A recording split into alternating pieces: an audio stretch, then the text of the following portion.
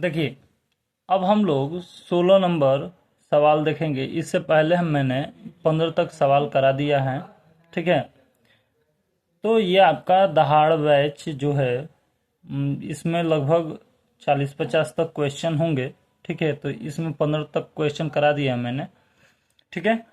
तो इसमें आप देखिए 16 नंबर क्वेश्चन ये जो दिया गया है, ध्यान से देखिए। एक व्यक्ति नाव से जलधारा के प्रवाह की विपरीत दिशा में 33 किलोमीटर की दूरी 3 घंटे में तय करता है और जलधारा के प्रवाह की दिशा में 100 किलोमीटर की दूरी 4 घंटे में तय करता है। उसे स्थिर जल में 36 किलोमीटर की दूरी तय करने में कितना समय घंटा में लगेगा, ठीक है।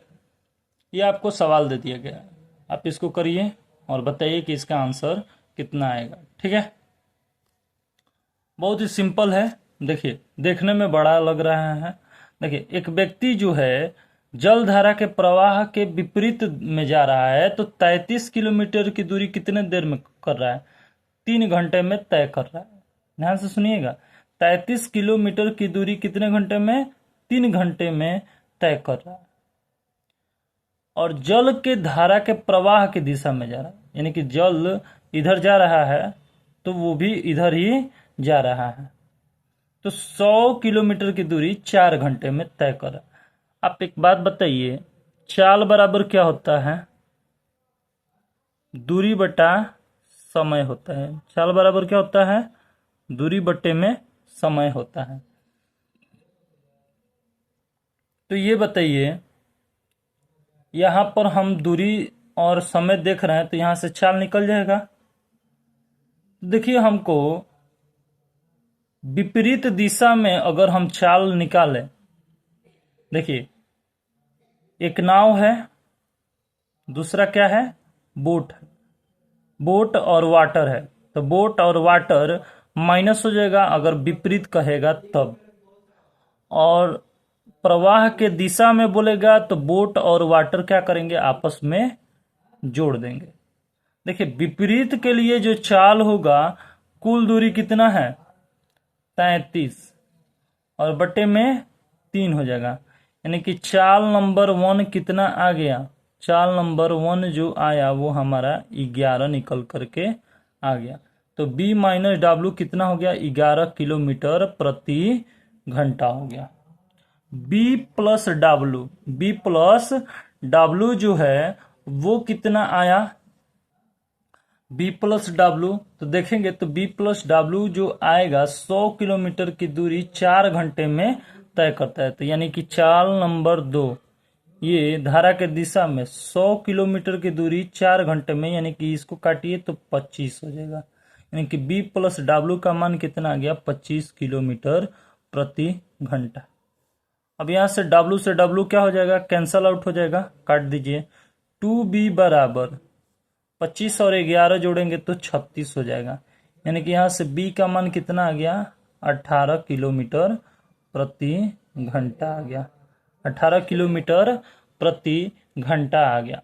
अब देखिए, जब ये 18 किलोमीटर प्रति घंटा आ गया तो पूछा क्या है कि 36 किलोमीटर की दूरी तय करने में कितना समय लगेगा। तो 36 किलोमीटर की दूरी, इसको कितना दूरी तय करना है? 36 किलोमीटर की दूरी तय करना है। तो 36 किलोमीटर की दूरी तय करने में भैया कितना समय लगेगा, ये आपको बताना है। तो समय बराबर क्या होता है? दूरी बटा चाल होता है। समय बराबर दूरी बटा चाल। ये बताइए, समय बराबर दूरी बटा चाल, तो ये 36 किलोमीटर है, तो 36 बटे में चाल कितना है? 18 किलोमीटर। किसका चाल? नाव का चाल। किसका चाल? नाव का चाल। तो 18 दूनी 36, 2 घंटे में क्या कर देगा? वो नाव जो है 36 किलोमीटर की दूरी तय कर देगा। नाव कितने मिनट में, कितने घंटे में? 2 घंटे में क्या कर देगा? उस दूरी को तय कर देगा। यही हमारा क्या हो जाएगा? फाइनल आंसर हो जाएगा। अगर मान लीजिए आपसे वाटर का पूछता तो वाटर का कैसे निकालते हैं? 18 है तो 18 यहाँ पे रख दीजिए। b प्लस 18 बराबर 25। तो b बराबर क्या हो जाएगा 18, इसमें से इधर घट जाएगा, 25 में से 18 जाएगा तो 7 हो जाएगा, यानी कि 7 किलोमीटर प्रति घंटा किसका चाला गया, ये जो है सॉरी वाटर का। यहाँ पर देखिए गड़बड़ हो गया, इसको जो है वाटर कह लीजिए, मान लेते हैं ये वाटर है। वाटर प्लस बोट, बोट का तो हम 18 लिख दिए हैं, यहाँ से हमारा ये W है, तो वाटर का कितना हो जाएगा 7 किलोमीटर प्रति घंटा, ये हो जाएगा उसका चाल। आए बात समझ में। अब आगे देखते हैं, ये देखिए ये प्रश्न जो है इसको आप ध्यान से करिए, ये बातें समझ में आया, ठीक है। आप ऐसा सवाल जब भी आए तो आप बिल्कुल ऐसे ही करिएगा, चाल 1 और चाल 2 का मान निकाल लीजिएगा, बस उसके बाद यहाँ पे रख दीजिएगा विपरीत के लिए और प्रवाह के दिशा में दोनों का मान रख दीजिएगा, ठीक है। अब देखिए इसको करिए। 30 सेंटीमीटर भुजा की लंबाई वाले एक समबाहु त्रिभुज का क्षेत्रफल ज्ञात करना है। करिए ज्ञात, करिए, आपके पास टाइम है।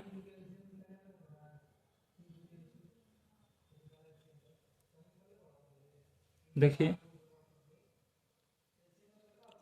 चलिए, 30 सेंटीमीटर भुजा की लंबाई का बात कर रहा है, यानी कि भुजा आपको कितना दिया है 30 सेंटीमीटर। समबाहु त्रिभुज का क्षेत्रफल निकालना है, तो समबाहु त्रिभुज का क्षेत्रफल का सूत्र देखिए, समबाहु त्रिभुज का जो क्षेत्रफल होता है वो कितना होता है।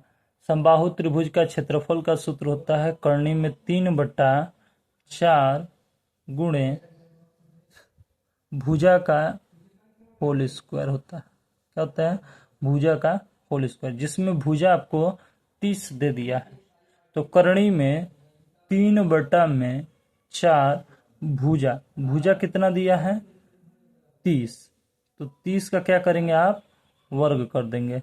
ये बताइए करनी 3/4 30 गुणे 30, काटिए इसको, कितना आ जाएगा 15 बार में कट जाएगा, दो दो को कटाएंगे तो 2 दूनी का 4, 2 एकम 2, 2 पच्चे 10, फिर 2 से कटाइए तो ये 15, 15 15 225 हो जाएगा। 225 करनी में 3 हमारा क्या हो जाएगा क्षेत्रफल निकल करके आ जाएगा। क्षेत्रफल हमारा कितना हो जाएगा, इतना हो जाएगा। अगर मीटर में सेंटीमीटर में दिया है तो सेंटीमीटर स्क्वायर में हमारा आंसर आएगा, यानी कि 225 करनी में 3 सेंटीमीटर स्क्वायर हमारा क्या हो जाएगा आंसर हो जाएगा।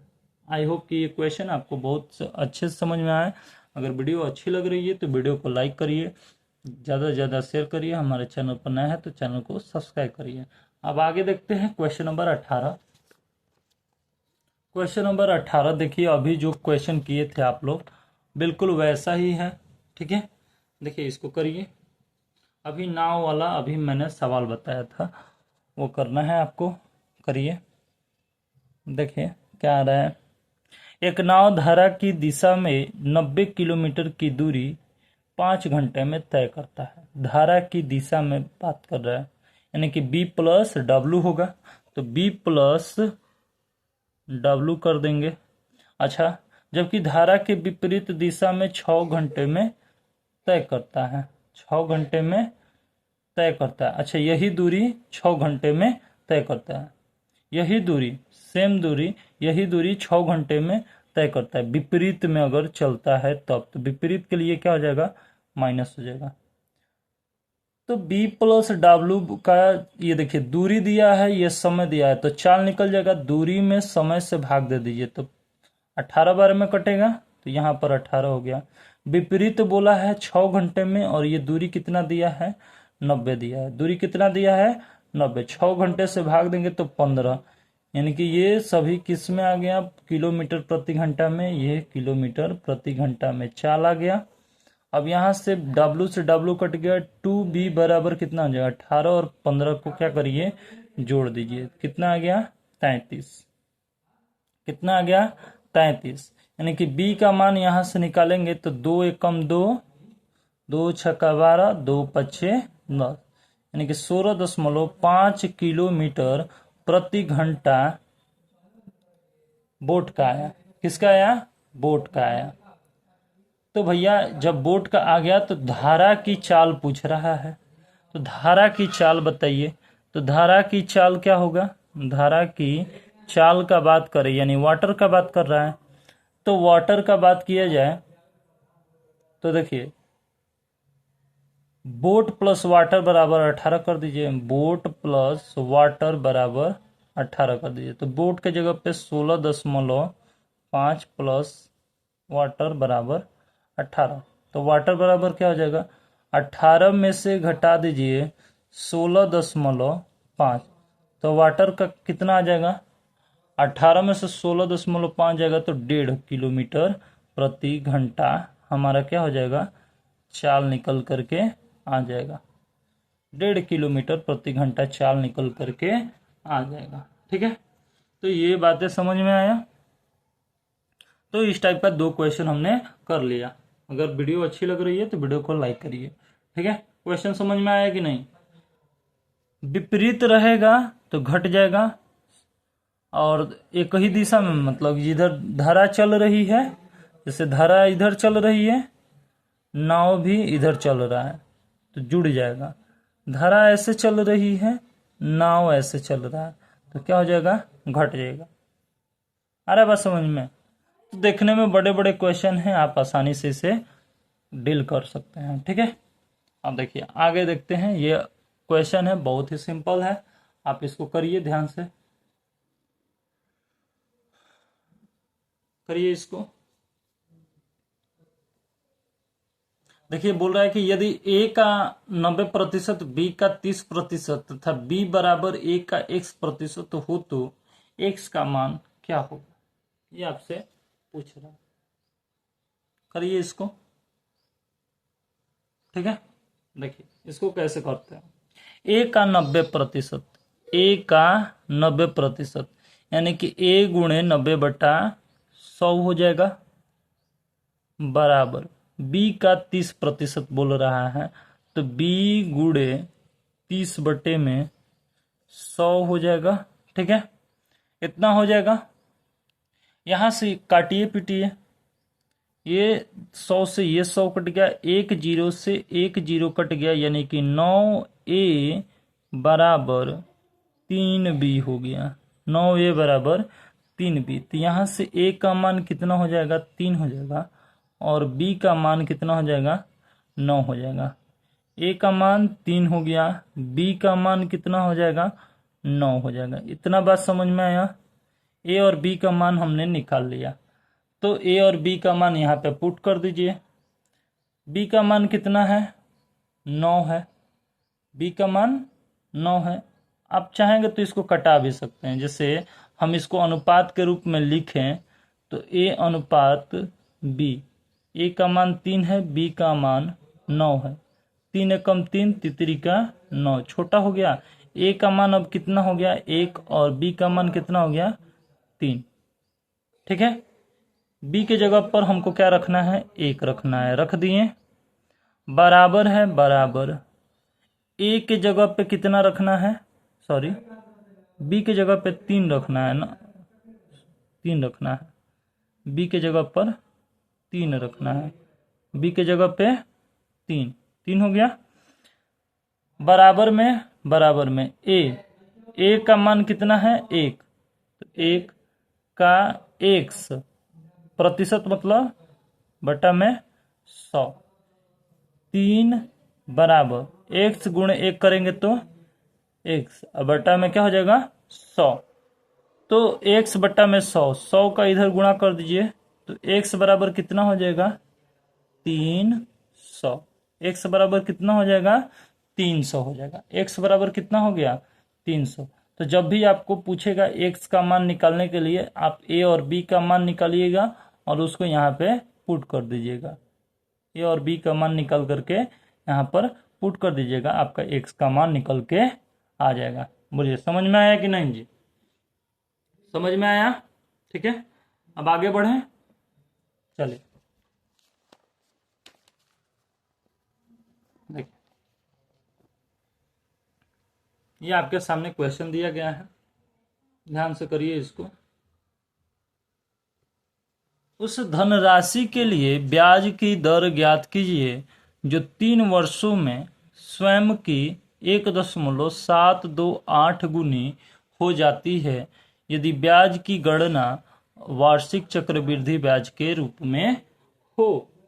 देखिए ध्यान से देखिएगा, 3 वर्षों में स्वयं की 1.728 गुनी हो जाती है, यानी कुछ ना कुछ मूलधन होगा और वो मूलधन बढ़ करके 3 वर्ष में कितना हो गया है मिश्र धन, इतना हो गया है।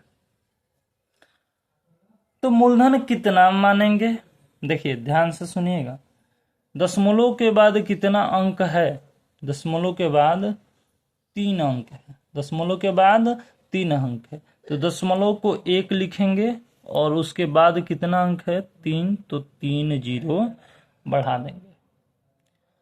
और ये कितना बढ़ करके हुआ है मूलधन 1.728, तो 1.728 अब नहीं रहेगा, ये दशमलव हट जाएगा, यानी कि ये 1000 का 1000 रहेगा। ये दशमलव क्यों हट रहा है, क्योंकि इसके जगह पर हमने 1000 रख दिया है, तो ये 1728 हो जाएगा, दशमलव को हमने हटा दिया। 3 वर्ष के लिए बोलेगा तो इन दोनों का क्या करेंगे हम, घनमूल निकालेंगे। क्या निकालेंगे, घनमूल, इन दोनों का क्या निकालेंगे, घनमूल निकालेंगे।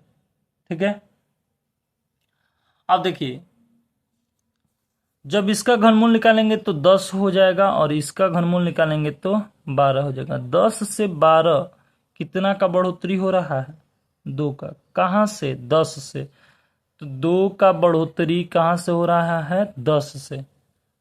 ठीक है, तो चक्रवृद्धि ब्याज के रूप में वो क्या करना है, यदि ब्याज की गणना वार्षिक चक्रवृद्धि ब्याज के रूप में हो, उस धनराशि के लिए ब्याज की दर आपको ज्ञात करना है। क्या करना है, दर ज्ञात करना है।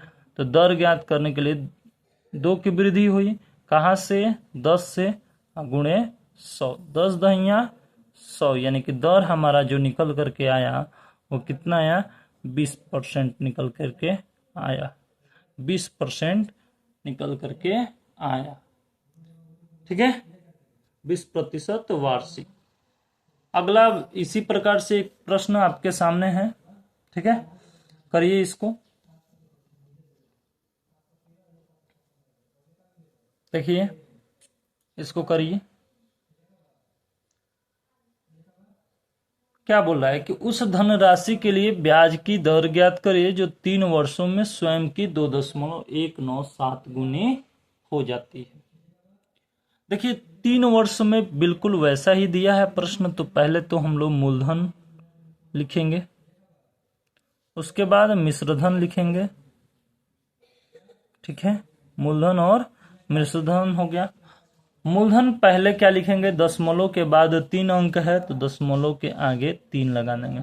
अब डायरेक्ट हम कर रहे हैं, दशमलव को हटा दीजिए, 2197 कर दीजिए। 3 वर्ष के लिए बोलेगा तो घनमूल निकालेंगे, 2 वर्ष के लिए बोलेगा तो वर्गमूल निकालेंगे, 3 वर्ष के लिए अभी फिलहाल बोला है तो हम क्या करेंगे, इसका घनमूल निकालेंगे। ठीक है, अब देखिए इसका घनमूल करेंगे तो 10 हो जाएगा। और देखिए इसका देखेंगे तो ये क्या है, 2197 है तो ये 13 हो जाएगा। 10 से 13 हो गया है, 10 से मूलधन बढ़ करके 13 हो गया, यानी कि 3 की वृद्धि हुई है। कहां से वृद्धि हुई है, 10 से हुई है। तो 3 की वृद्धि कहां से हुई है, 10 से, और ये 100 से इसमें गुणा कर दीजिए। 100 से 10 बार में कट गया, यानी कि हमारा कितना आ गया, 30% निकल करके हमारा आंसर आ गया। दर जो निकला वो कितना निकला, 30% हमारे सामने निकल करके आ गया। बोलिए समझ में आया कि नहीं। ठीक है, अब आगे देखें। ठीक, इसको नोट कर लीजिए, मिला लीजिए। देखिए अब आगे देखते हैं। ये जो है क्वेश्चन आपको दे दिया गया है, एक वस्तु को 1754 रुपये में बेचकर उतना ही लाभ प्राप्त होता है जितनी उसे 1492 रुपये में बेचकर हानि होती है। ठीक है, तो वस्तु का लागत मूल्य ज्ञात कीजिए। इस सवाल को करिए, इस सवाल को करिए और इसको इंपॉर्टेंट डाल लीजिएगा। ठीक है, बिल्कुल वैसे ही सवाल नीचे वाला भी है, दोनों सवालों को कर सकते हैं आप। ठीक है, दोनों सवालों को कर सकते हैं, दोनों सवालों को करने का मौका आपको दिया जा रहा है। ठीक है, करिए इसको। देखिए, जब भी ऐसा सवाल आए कि एक वस्तु को इतने रुपए में बेचकर उतना ही लाभ प्राप्त होता है जितना कि इतने रुपए में बेचकर हानि होती है, वस्तु का लागत मूल्य ज्ञात कीजिए। तो लागत मूल्य यानी कि क्रय मूल्य आपसे पूछेगा। ठीक है, तो ऐसे सवालों में क्या करना होता है, इन दोनों को जोड़ दीजिए। पहले 1754 और प्लस 1492 को, दोनों को जोड़ दीजिए। जब जोड़ेंगे तो ये कितना हो जाएगा, 6 हो जाएगा, ये 4 हो जाएगा और ये 2 हो जाएगा और ये 3 हो जाएगा। जोड़ने आता है ना, तो जोड़ दिए। जोड़ने के बाद इनमें हमेशा 2 से क्या कर दीजिए, भाग दे दीजिए। 2 से भाग देंगे तो कितना आ जाएगा, 1623 आ जाएगा और यही हमारा क्या हो जाएगा, लागत मूल्य होगा। कुछ नहीं करना है, इन दोनों को जोड़ करके बटे में क्या कर देना है, 2 कर देना है। दोनों को जोड़ करके बटे में 2 कर देना है, यही हमारा क्या हो जाएगा, लागत मूल्य हो जाएगा। ठीक है, आया बात समझ में। बिल्कुल वैसे ही ये क्वेश्चन है, इसको करिए फटाक से। देखिए, ये दोनों को क्या करना है, जोड़ देना है। 896, ये 894, दोनों को जोड़ दीजिए। जोड़ेंगे तो क्या हो जाएगा, 6 और 4 10, 9 9 18, 1 19, 8 8 16 और 1 1790 हो जाएगा। 1790, 9 9 18, 8 8 16, 9 9 18, 1 19, 6 4 10, 6 4 10, 9 9 18, 1 मिनट। यहाँ पर 996 है, यहाँ पे क्या है, 996 है। तो ये कितना हो जाएगा, 18 हो जाएगा। ये कितना हो जाएगा, 18 होगा। ये 996 है, तो 9 8 17 और 1 18, यानी कि 1890 आ गया। और बट्टे में क्या कर दीजिए, 2 कर दीजिए। ये नहीं हमारा क्या हो जाएगा, आंसर हो जाएगा। 2 9 18, 2 चौका 8, 2 पचे 10, यानी कि 945 हमारा क्या हो गया, लागत मूल्य निकल करके आ गया। आई होप कि ये भी क्वेश्चन आपको अच्छे समझ में आया। ठीक है, अब आगे बढ़ते हैं। देखिए, एक आयत की चौड़ाई 100 सेंटीमीटर और कर्ण 260 सेंटीमीटर है। इसकी परिधि ज्ञात करना है, इसकी परिधि ज्ञात करना है। देखिए, बोल रहा है क्या कि एक आयत है, ठीक है, एक आयत की चौड़ाई दिया गया है। चौड़ाई यानी कि इधर वाले और इधर वाले साइड को चौड़ाई बोलते हैं। तो 100 सेंटीमीटर इधर, तो 100 सेंटीमीटर इधर भी होगा। और इसका विकर्ण जो दिया गया है वो कितना दिया है, 260 दिया गया है। अगर हम 0 से 0 को हटा दें तो 26 और 10 हमें दिया है। 26 का वर्ग जो होता है 576, 576 में से 100 घटाएंगे तो ये हमारा जो निकल करके आएगा तो 240 निकल करके आएगा। पाइथागोरस पर में लगाएंगे तो कर्ण का वर्ग माइनस लंब का वर्ग, अगर इसको थीटा मानते हैं तो कर्ण का वर्ग माइनस लंब का वर्ग करेंगे तो आधार का वर्ग आ जाएगा। तो जब ये साइड निकल गया, ये साइड दिया ही है, ये भी साइड दिया हुआ है। ठीक है, तो हमको आयत का परिमाप निकालना है। तो आयत का परिमाप का सूत्र लगा दीजिए। परिधि बोला है, परिधि मतलब कि परिमाप। सूत्र क्या होता है, 2 कोष्ठ में L प्लस बी होता है। 2 कोष्ठ में L प्लस बी। तो 2 L लंबाई, लंबाई कितना आ गया है, 240 प्लस बी ब्रेथ कितना दिया है, ये ब्रेथ कितना दिया है, ये जो चौड़ाई जो है वो कितना है, 100 ही तो है। लंबाई 240, चौड़ाई कितना है 100, तो 100 रख दीजिए। 240 और 100 मिलेगा तो कितना हो जाएगा 340। 340 गुणे 2 करेंगे तो 680 हो जाएगा। कितना हो जाएगा 680 निकल करके हमारा आंसर आ जाएगा। ठीक है, आया बात समझ में? बिल्कुल इसी टाइप का एक क्वेश्चन और दे रहे हैं, उसको करिए। ठीक है, देखिए एक आयत की चौड़ाई जो है 240 सेंटीमीटर है। फिर आयत की चौड़ाई जो दे दिया गया है वो कितना दे दिया गया है 240 आपको दे दिया गया है। और इसका कर्ण जो है कर्ण ने विकर्ण 250 दे दिया है। तो ये निकालना है, तो कुछ नहीं करना है, इसका जीरो से ये जीरो काट दीजिए। 25 का वर्ग 625 और इसका 576 घटा दीजिए, ये कितना आ जाएगा 7। 49 आ जाएगा, तो 49 का वर्गमूल 7 और जीरो है दोनों पर तो जीरो बढ़ा दीजिए। आयत का परिधि निकालना है, तो आयत का परिधि का सूत्र तो जानते ही हैं, 2 कोष्ठ में l प्लस बी, अभी अभी मैंने बताया। तो परिधि निकल करके हमारा आ जाएगा।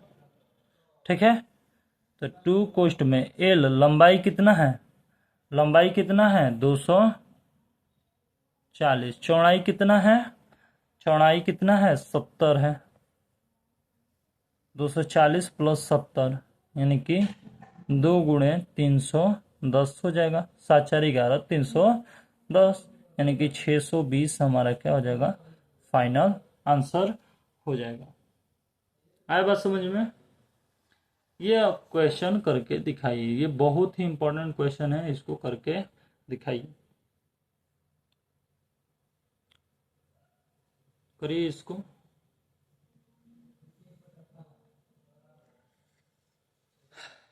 करिए,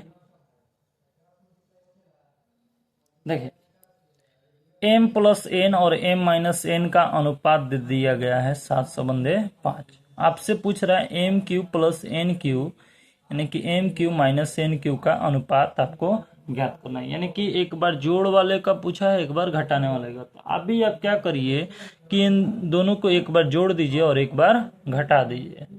क्या करिए कि एक बार जोड़ दीजिए और एक बार घटा दीजिए। तो 7 और 5 को एक बार अनुपात को ही क्या करिए जोड़ दीजिए और 7 और 5 को एक बार घटा दीजिए। तो 7 में से 5 गया 2। अब ध्यान से सुनिए, ये जो 12 आया ये m का अनुपात, ये जो घटाने पर आया वो n का अनुपात। तो देखिए ये 12 हो गया और ये n हो गया। तो m का मान कितना आ गया, सॉरी n का मान 2 आ गया है। n का मान कितना आ गया है 2 और m का मान 12। इसको कटाइए, अनुपात 2 छक्का 12 6 संबंधे 1 यानी कि m का मान 6 मिला और n का मान हमें 1 मिला। आ रहा है बात समझ में? अब m और n का मान यहाँ पे रख दीजिए। तो m का मान रखेंगे तो 6 का क्यूब हो जाएगा। कितना हो जाएगा 6 का क्यूब प्लस n का मान, यानी n का मान कितना दिया है 1 का क्यूब रख दिए। फिर अनुपात है तो अनुपात m का क्यूब यानी कि 6 का क्यूब करिए माइनस 1 का क्यूब कर दीजिए। 6 का क्यूब यानी कि 216 और प्लस में 1 का क्यूब यानी कि 1, 616 6 का क्यूब यानी कि 216 और माइनस 1 का क्यूब मतलब 1। 216 और 1 मिलेगा तो 217 और 216 में से 1 गया तो 215। ये क्या हो गया हमारा फाइनल आंसर आ गया। तो इनके बीच का अंतर ही तो हमसे पूछा था, तो हमारा आंसर कितना आया 217 संबंधित 215। यही हमारा क्या हो गया फाइनल आंसर। तो इसमें क्या करेंगे, एक बार जोड़ेंगे और एक बार घटाएंगे। ये बात लिख लीजिएगा कि एक बार क्या लिखेंगे, एक बार जोड़ेंगे और एक बार घटाएंगे। आ रहा है बस समझ में? ठीक है, तो आगे की वीडियो हम कल लेकर आएंगे। ठीक है, तब तक के लिए thank you so much. Keep supporting में और ज़्यादा से ज़्यादा हो सके तो शेयर करिए। ठीक है।